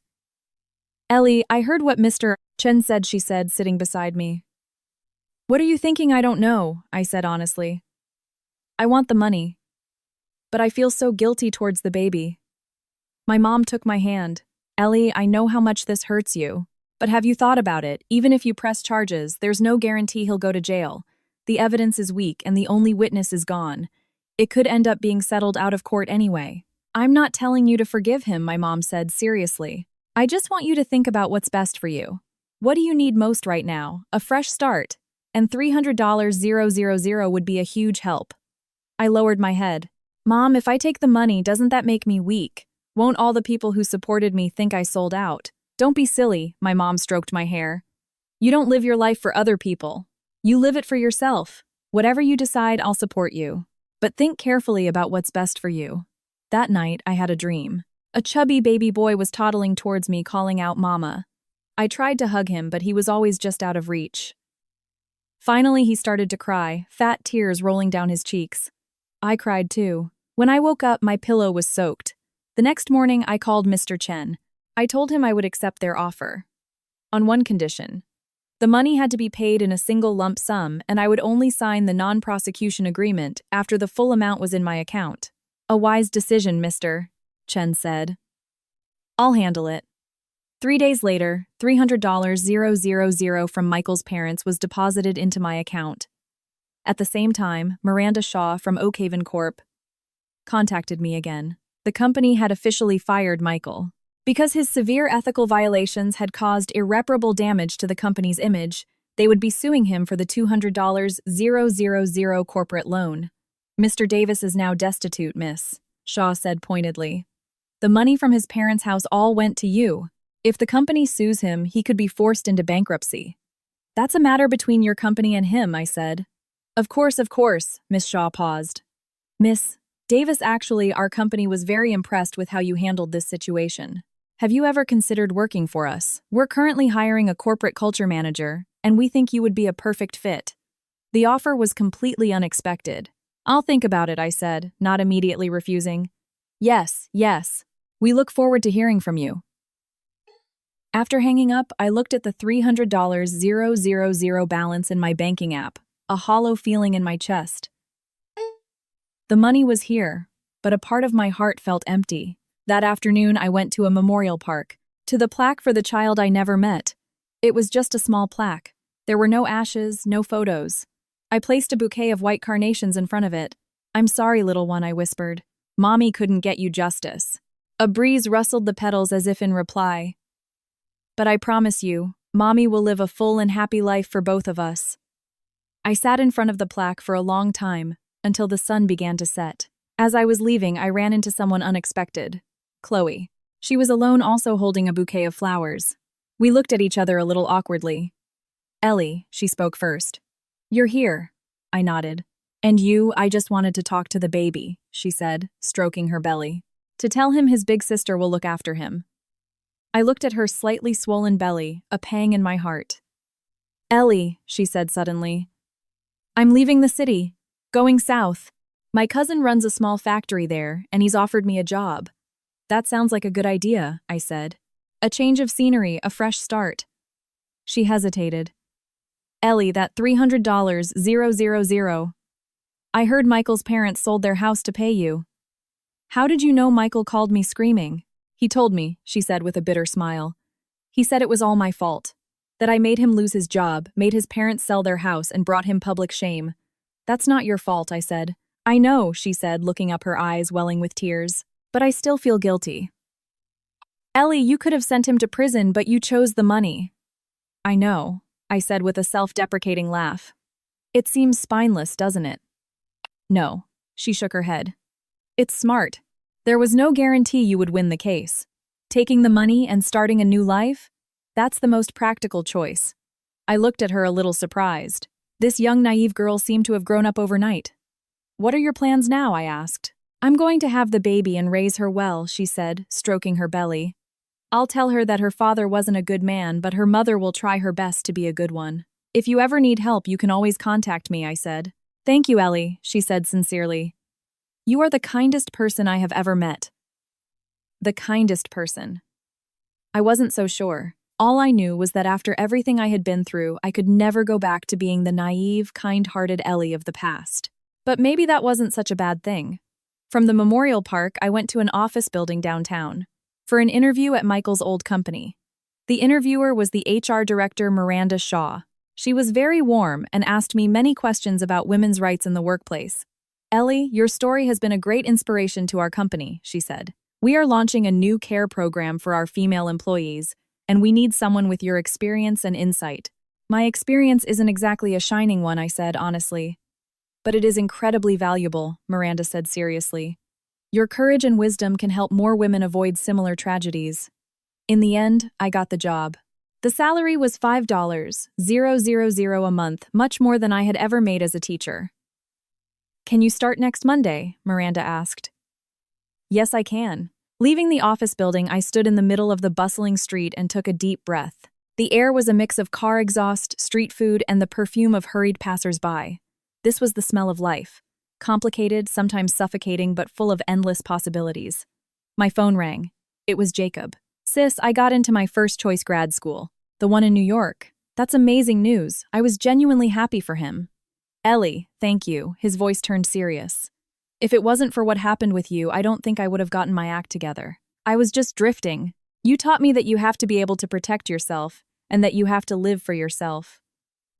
I held the phone, my eyes stinging. You silly boy. You did it with your own hard work. You have to be happy now, Ellie, he said. Really happy. Find someone who treats you right, have a beautiful, healthy baby. A scumbag like Michael doesn't deserve to make you sad for a single second more. I know, I smiled. I will be happy. After hanging up, I looked up at the sky. The setting sun bathed the entire city in a golden glow. 7 years of marriage, 3 months of turmoil. Finally, everything was falling into place. I had lost a child. I had lost my faith in love. I had lost 7 years of my youth, but I had gained $300, 000. I had gained a new career. I had gained the courage to start over. Most importantly, I had learned a lesson. Never sacrifice yourself for anyone. Never stake your happiness on someone else. I wonder how Michael is doing now. I don't know, and I don't care. I heard his parents sold their house and moved to the countryside. I heard he can't find a job and is struggling. I heard Chloe's divorce case is proceeding. I heard he might be facing bankruptcy. But none of that has anything to do with me anymore. From now on, he is him and I am me. 2 parallel lines that will never cross again. My phone buzzed again. This time it was Leo. Ellie, I heard you got a job at Michael's old company. News travels fast. Of course, I'm your #1 source, he laughed. Hey, there's an alumni gathering this weekend. You should come. Everyone's heard what happened and they all want to see you. I thought for a moment. Okay, I'll be there. It was time to see my old friends. And it was time to let everyone know Ellie was back. Not the sacrificial housewife, not the pitiful victim of a cheating husband, but the Ellie who had risen from the ashes. From now on, I would live only for myself. The alumni reunion was at a trendy new fusion restaurant. I intentionally arrived an hour early to catch up with a few close friends. But at the entrance, I ran into the one person I least wanted to see, Natalie Michael's ex-girlfriend from college. They had dated for 2 years before she went abroad to study. She had always held a grudge against me for, in her eyes, stealing Michael away. At every reunion, she would find a way to take a subtle jab at me. "Well, well, look who it is," Natalie said, decked out in designer clothes and flawless makeup. She looked me up and down. "I heard you got divorced. Congratulations. Finally free from that lonely house." I looked at her calmly. "Thanks. But you're a little late with the news. It's been over a month." "A month? But Michael was posting pictures from his California trip last month," she said with feigned surprise. "Don't tell me he went with another woman." The air around us went still. The few friends who had arrived early looked at us awkwardly. "Natalie, stop it," said Mark, our class president, trying to intervene. "Ellie, you're here early. Let's go inside." But Natalie wasn't finished. "What did I say that was wrong? Michael went to California." I saw the pictures. The scenery was gorgeous, but the woman with him? I didn't recognize her. "It definitely wasn't you, Ellie." I laughed. A real audible laugh. "Natalie, you're so interested in Michael's life, you must still have feelings for him," I said leisurely. "But unfortunately for you, he doesn't have time to think about you right now. He's a little busy with lawsuits. One divorce settlement, one corporate lawsuit. If he's not careful, he might even end up in jail." Natalie's face tightened. "What are you talking about? You can find out for yourself if I'm lying." I stepped closer to her and lowered my voice. "Oh, and for your information, Michael didn't just cheat. He also drugged me when I was pregnant to cause a miscarriage. If you still want a piece of that trash, I can give you his number." Natalie's face went white with rage. My friends around us gasped. Whispers erupted. "What? He drugged her to cause a miscarriage?" "Michael did that. That's monstrous." Mark quickly pulled me inside. "Ellie, don't engage with her. Come on, let's go talk." Inside the private room, my old friends crowded around me. "Ellie, is what Natalie said true? Did Michael really cheat?" "We saw the Instagram pictures, but drugging you? What's that about?" "That's terrifying." I briefly explained what had happened, omitting some of the more painful details. Still, my friends were speechless with shock. "How could Michael change so much?" "My old roommate," Sarah said, taking my hand. "He was a bit arrogant in college, but I never thought he was capable of this." "People change," I said, "but it's all in the past. I'm okay now." "That's right, the future is what matters," Mark said, raising his glass. "To Ellie's new life, cheers." The mood finally lightened. Just then, Natalie walked in, her face still tense. She deliberately sat far away from me, but her eyes kept darting in my direction. Midway through the dinner, Natalie suddenly stood up, glass in hand, and walked over to me. "Ellie, I'm sorry if I was a little harsh earlier," she said. "But as an old friend, I just want to give you some advice. It's not easy for a divorced woman out there, especially someone your age with no career. Do you want me to help you find a job? My husband's company is looking for a cleaning lady." The room went silent again. Sarah couldn't hold back. "Natalie, what is that supposed to mean?" "I don't mean anything by it," Natalie said with an innocent expression. "I genuinely want to help Ellie. What's wrong with being a cleaning lady? It's an honest job. We can't expect her to live off her parents forever, can we?" Looking at Natalie, I suddenly felt a wave of pity for her. A person who can only feel superior by putting others down must be so empty inside. "That's very thoughtful of you," I said with a smile. "But it's okay. I've already found a job." Doing what? Natalie raised an eyebrow. "A cashier at a supermarket, a waitress, corporate culture manager," I said. "At Oakhaven Corp. Salary is $5,000 a month, full benefits Monday to Friday." Natalie froze. Oakhaven was one of the most prestigious companies in the city, known for its excellent pay and benefits. How did you get a job there?" she stammered in disbelief. "The normal way. I interviewed," I said lightly. "The director of HR felt my life experience gave me a valuable perspective for the new Women in the Workplace initiative they're launching." My friends looked at me with admiration. "Ellie, that's amazing. Oakhaven Corp. I applied there and got rejected at the resume screening. Stage 5, $000 a month. I'm a software developer with 5 years of experience, and you make more than me." Natalie's face flushed. She forced a smile. "Well, that's great.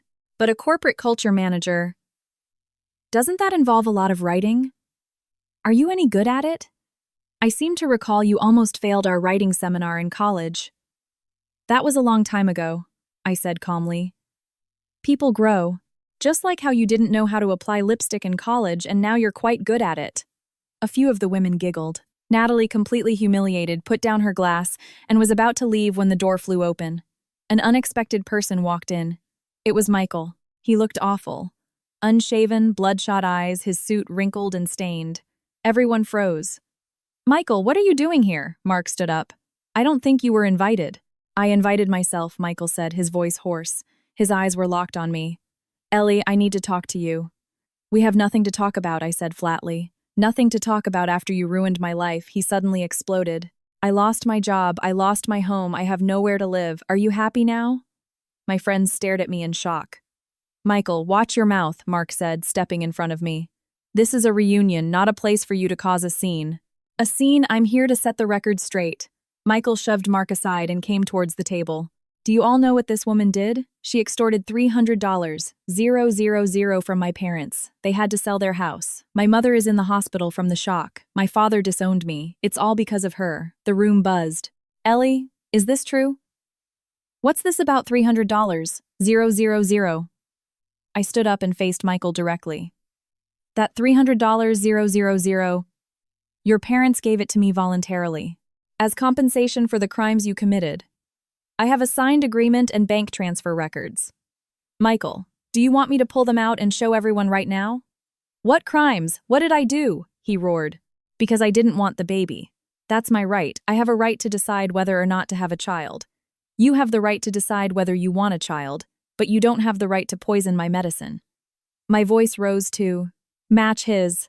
You don't have the right to kill my child without my knowledge. The words landed like a bomb. What poisoned her? Michael, you… My friends stared at him, their expressions shifting from confusion to disgust. You're lying, Michael panicked. Do you have proof? Your mother told me herself right before she died, I said, each word a hammer blow. She even left me the pill bottle. Michael, should I call the police right now and have them come explain it to everyone? Michael's face turned a ghostly white. His lips trembled, but no words came out. And I continued that $300, 000. Wasn't just compensation for the miscarriage, it's money you owed me. 3 years of caregiving for your mother, at the market rate of $5, 000 a month, comes to $180, 000. The money you spent on your mistress, about $120, 000, was marital property, and I'm entitled to half of it. In fact, even at $300, 000, I'm still taking a loss. With every word I spoke, Michael's face grew paler. And another thing, I said, looking into his eyes. You're in this miserable situation now. Is it really my fault? Weren't you the one who cheated first? Weren't you the one who abandoned your paralyzed mother to go on vacation? Weren't you the one who poisoned your wife? Weren't you the one who lied to Chloe, telling her she was your one true love? Michael, you reap what you sow. You brought all of this on yourself. The room was deathly quiet. Everyone was looking at Michael with contempt. You people. Michael looked at his old friends at the disgust in their eyes, and he finally broke. Fine, I did it. So what? He screamed hysterically. That baby shouldn't have been born. My mom was sick. Our lives were a mess. How were we supposed to raise a kid? Ellie, do you think I wanted to do that? I had no choice. No choice. I laughed coldly. Then who forced you life? Then where did you find the time and money to go to California with your mistress? Where did you find the money to buy her designer bags? Where did you find the time to see all those other women? Michael, stop making excuse. You are selfish, shameless, and nothing but human garbage. Shut up, Michael screamed. Ellie, you just wait. I'm not done with you. He threw open the door and stormed out. A long silence hung in the room. Finally, Sarah started to clap. Then Mark. Then the others. The applause grew louder. Ellie, that was incredible. That's how you deal with trash like him. We're all on your side. I stood there, looking at these familiar faces, a warmth spreading through my chest. Justice existed, and good people were eventually rewarded. Thank you, everyone, I said, bowing deeply. Thank you for standing with me today. What are you talking about, Mark? Patted my shoulder. We're your friends. We'll always have your back. That night, the rest of the reunion was wonderful. We talked about our funny memories from college, our current lives, our future plans. No one mentioned Michael again as if he had never existed. As the party was winding down, Natalie hesitantly approached me. "Ellie," she said, her head bowed. "I'm sorry. I was just jealous. Jealous that Michael chose you over me. That's why I was always so awful to you." Looking at her, I realized I didn't hate her anymore. "It's all in the past," I said. "Do you really forgive me?" She looked up, her eyes watery. "There's nothing to forgive," I said honestly. "I just think holding on to the past is a waste of the present." She stared at me for a moment, then smiled. "You're right. Ellie, you've really changed. You're so strong." "Anyone who's been through hell learns to wear armor," I said. As I was leaving the restaurant, Mark called out to me. "Ellie, can I ask you something?" "What is it we're planning our 10-year reunion? And I was wondering if you'd join the planning committee," he said. "Your experience, your strength. I think you could be a real source of positive energy for our classmates. And the way you handled Michael earlier? That was amazing. We need someone like you." I smiled. "Okay, I'll do it." On the way home, I called my mom to check in. "Mom, I had a really great time tonight." "Oh, good." I'm so glad her voice was full of relief. "Oh, by the way, Ellie, I keep meaning to tell you. You remember my friend Jean's son, Dr. Park? He's a doctor. His mom heard about your divorce, and she was hoping you two could meet." "Mom," I cut her off. "I'm not interested in dating right now. I'm not pushing you. It's just, don't you think it's time to start a new life?" "I already have," I said, looking at the neon signs outside the car window. "But a new life doesn't have to include a man. Mom, right now I want to focus on loving myself, on my career, and on enjoying my life. When I'm ready, then I'll think about it." My mom was quiet for a moment. "Okay, I respect your decision. You do what makes you happy. I'm always on your side." After hanging up, I leaned back in the taxi and let out a long sigh. Tonight, I had finally let it all go. The hatred for Michael, the obsession with the past, the fear of the future. From now on, I would live only for myself. My phone buzzed. A text from Chloe. "Ellie, my divorce just got finalized. The judge sided with me. Michael has to pay child support, but he says he has no money. It's okay, though. I can work. I can raise my daughter on my own. Thank you, Ellie. If it wasn't for you, I'd still be stuck in that mess." I replied, "Congratulations. Live a happy life." Putting my phone down, I looked out the window. The city lights were dazzling. Under each of those lights was a story. And my story was just beginning. The story of a 30-year-old divorcee. The story of a woman who lost a child and was reborn. The story of a woman who crawled out of hell and grew armor and wings. The taxi pulled up to my parents' apartment building. I got out and took a deep breath of the cool night air. I looked up. The sky was full of stars. Tomorrow was a new day, and I would live it even more brilliantly than today. Monday morning, I walked into the Oakhaven Corp. Building in a new suit. Miranda Shaw was waiting for me at the entrance. "Ellie, welcome to the Oakhaven family." She gave me a tour of the office and introduced me to my new colleagues. Everyone was friendly. A few female employees even came up to me privately to say they had read my story online and admired my courage. "You stood up for all of us," a young woman named Lynn said. "That's how you have to deal with scumbags." My title was Corporate Culture Manager. My main role was to foster a positive internal culture with a special focus on the care program for female employees. Miranda said, "My experience gave me a unique understanding and passion for the role. Women make up 48% of our workforce, but only 22% of our senior management," she said, showing me the data. "We want to implement initiatives to improve the work environment for women to help more of them balance their lives and careers." Looking at the data, I suddenly felt that this job was incredibly meaningful. If I could help even one woman avoid the terrible path I had walked, if I could offer even a small bit of support to one woman in need, then the pain of the last few years would not have been in vain. My first project was a support program for working mothers. It involved offering flexible work schedules, setting up a lactation room in the office, and holding experience sharing sessions. I was in charge of planning the first session. The day of the event, the room was packed. Even some male employees attended. One of the guest speakers, a director named Susan, broke down in tears as she spoke about her experience with postpartum depression and workplace discrimination. "When I came back from maternity leave, my position was gone," she cried. "My boss told me, 'You have a kid now, you don't need to work so hard.' I wanted to quit, But I thought of my baby and I gritted my teeth and persevered. Many of the women in the audience had tears in their eyes. I handed her a tissue and took the microphone. I believe many of you here can relate to Susan's experience, I said. Women often face a double burden between work and family. But I want to say this is not our fault. It is the fault of a society that demands too much from us. Applause broke out.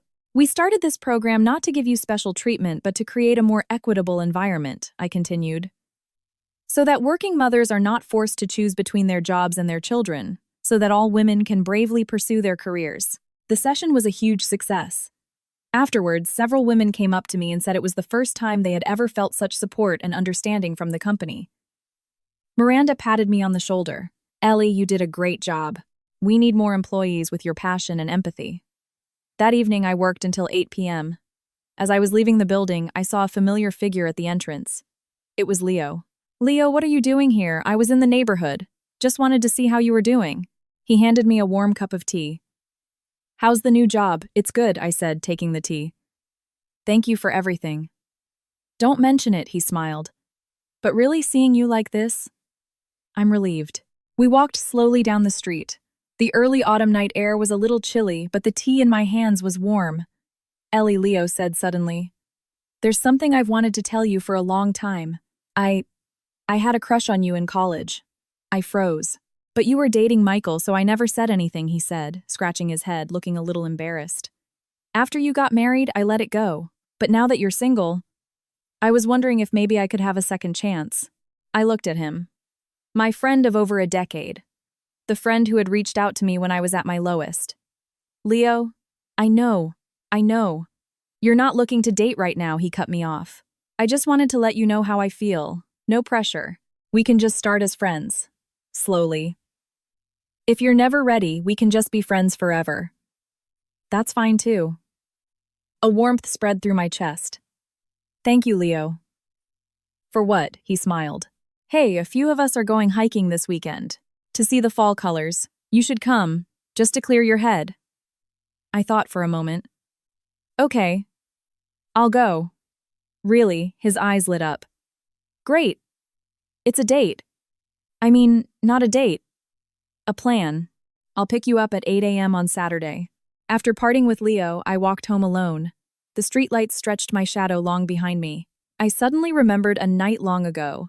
A night just like this, when Michael had held my hand and promised to be good to me for the rest of our lives. A lifetime was so long and a promise was so fragile. I shook my head, pushing the memories away. The past was the past. What mattered was now and the future. The hike on Saturday was wonderful. The mountains were ablaze with autumn colors like an oil painting. My friends laughed and took photos, and for a while it felt like we were back in college without a care in the world. Leo was attentive, but not overbearing. On the way down, I twisted my ankle slightly. He immediately pulled out a first aid spray and insisted on carrying me on his back. No, I can walk, I quickly refused. Don't be stubborn, he said, crouching in front of me. Come on. What's wrong with giving an old friend a piggyback ride? In the end, I didn't let him carry me, but he supported me the rest of the way down, walking slowly and steadily. Leo, why are you still single? I asked suddenly. He paused, then smiled. Just busy with work, I guess. And I never really met anyone I clicked with. I'm sure there were plenty of women who liked you. There were a few, he said honestly. But it always felt like something was missing. I guess it's because there was always someone else in the back of my mind. I was silent. Ellie, he said, his voice suddenly serious. I know you're not ready to date. That's okay. I can wait. But I need you to promise me one thing. What is it? Promise me you'll love yourself, he said, looking into my eyes. Don't ever sacrifice yourself for anyone again. You deserve the best. My eyes stung. I nodded. After that, Leo often asked me out to dinner, to movies, to various events. We were like friends, but we both knew it was more than just friendship. I didn't refuse, but I didn't rush things either. I let it all unfold naturally. At work, I became more and more proficient. In addition to the Working Mothers program, I planned a series of leadership training sessions for women and workshops on preventing workplace harassment.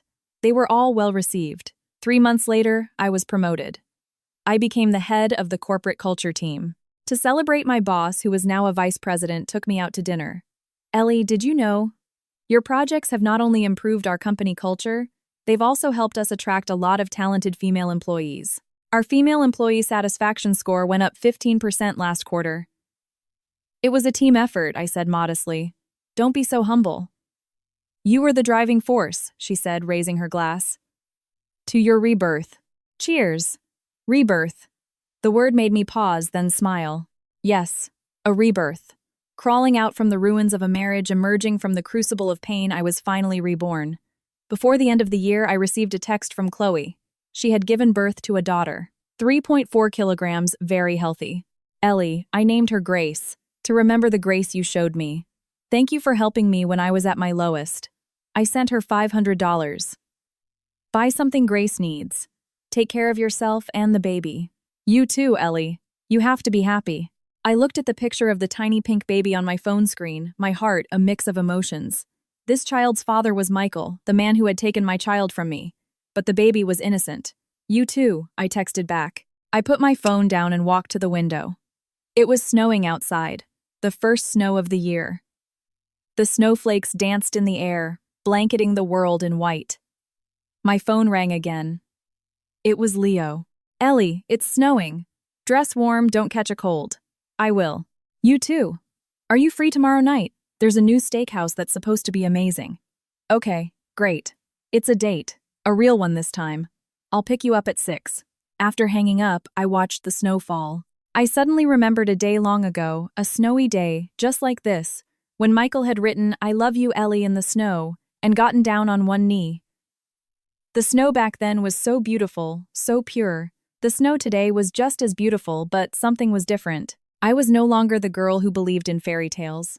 I was no longer the wife who would sacrifice everything for love. I was no longer the daughter-in-law who endured in silence. I am Ellie, 31 years old, divorced. I have lost a child, but I am still standing, living my life with my head held high. I have lost, but I have also gained. I lost a worthless man and gained the courage to start over. I lost a terrible marriage and found my true self. I lost a naive fantasy and gained a clear-eyed wisdom. Perhaps this is what it means to grow. To emerge from pain, to be reborn from the broken pieces. The snow fell harder outside, and I could hear the faint sound of children laughing in the distance. A new year was coming, and my new life was truly beginning. Ellie, dinner's ready, I heard my mom call from the living room. Coming, I took one last look out the window, then turned and walked towards the warm light. The snow would stop, the sky would clear, and I would keep moving forward, without looking back.